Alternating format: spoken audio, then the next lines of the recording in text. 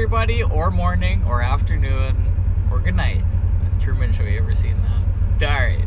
Anyway, this is Beet Farmin Mitch. Thanks for tagging along. Today we're going to be looking at some sunflower planting. So my brother Casey, kind of a planter master, he's out here planting sunflowers. And before the sun goes down, oh, look at that. I think we ought to send the drone up, huh? We'll be back in a jiff.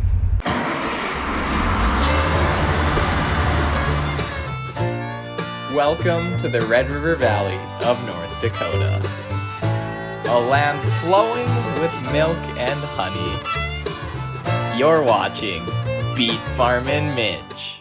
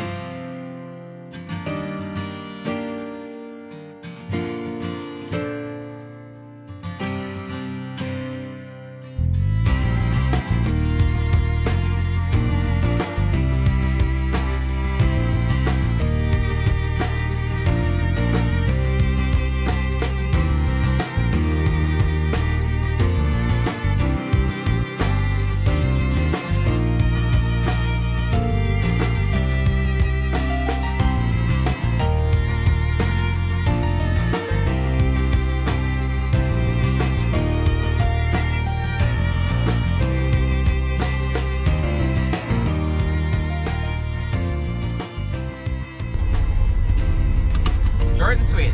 Okay, buckle up. We gotta go get 2 bags of sunflower seed at the shop.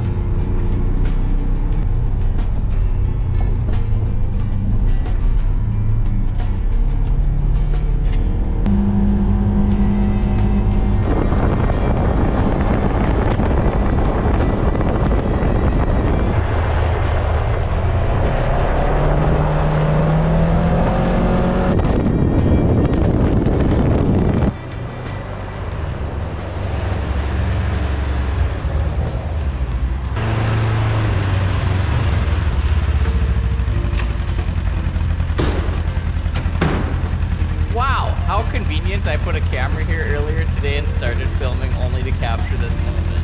It's not like I came here and just started it now.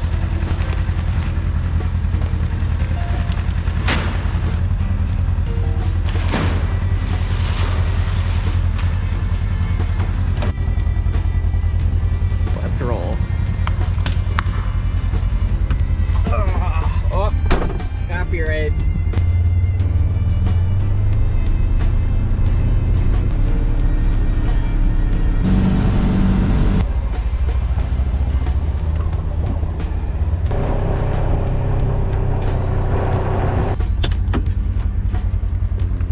Okay, I got my handy depth checker.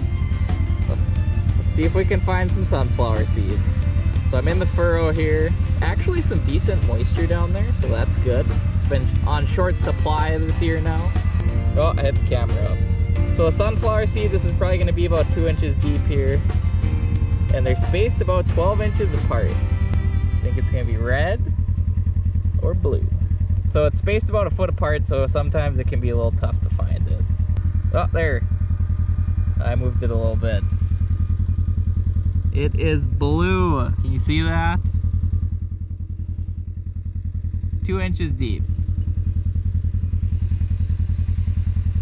There you go.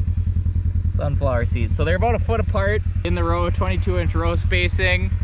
If you do the math, 24,000 is our planting population. So not a lot of seeds per acre.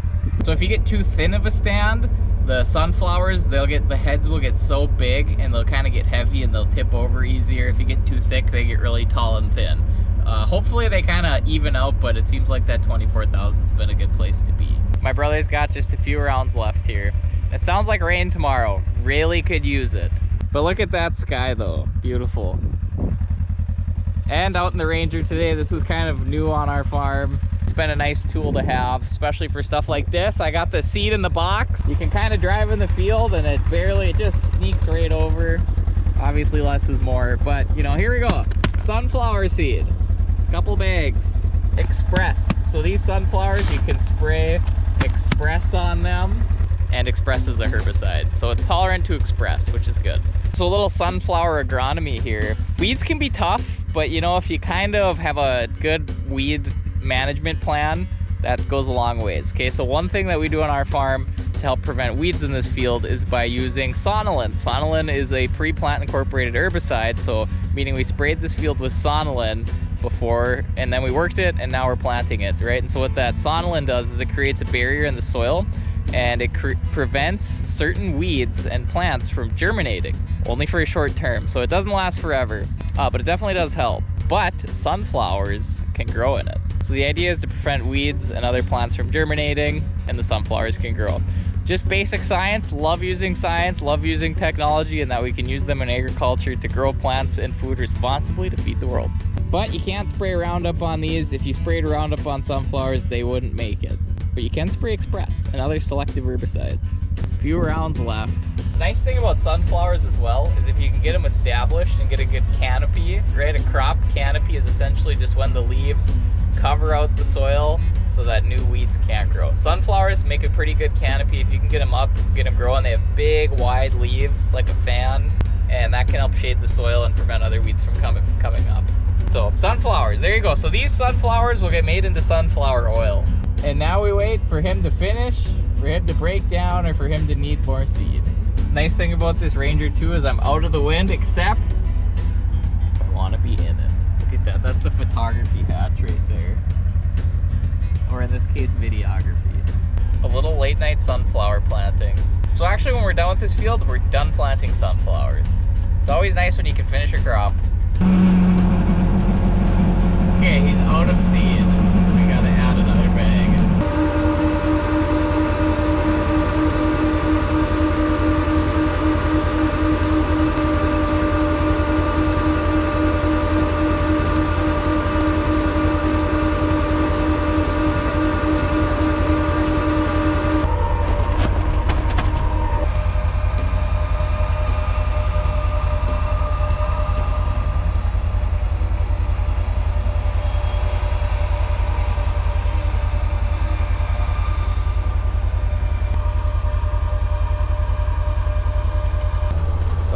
Pass. I'm gonna give him a hand, help him fold up when he hits the end. You gotta put a couple hydraulic stops and pins in. We'll get her back to the yard.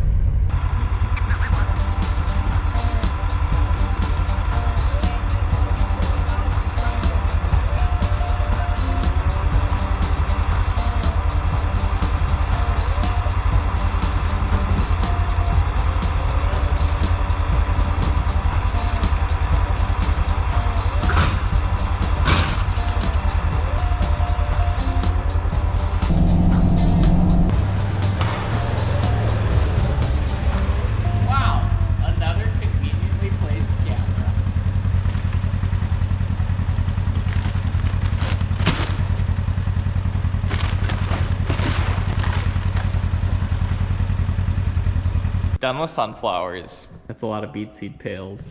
Unfortunately, we're gonna have to add a few more with some replants. One pail costs about $1,750. So beet seed is not cheap. So having to replant sugar beets is a pretty big deal. Look at that. The moose. Does anybody remember this? When was the moose at Hardee's? I don't even know what this is. So it's supposed to rain tomorrow, so we're gonna get the planter inside. When my brother gets here, I'll help him back in, make sure we back all the way through this wall. Also just wanna take a moment to say thank you for following Beet Farmin Mitch. Look, I got sugar beets on my phone. And so the YouTube is kind of more week-to-week farming. But if you want the day-to-day exclusive stuff, follow me on Facebook or Instagram. It's the same either way, at Beet Farmin Mitch.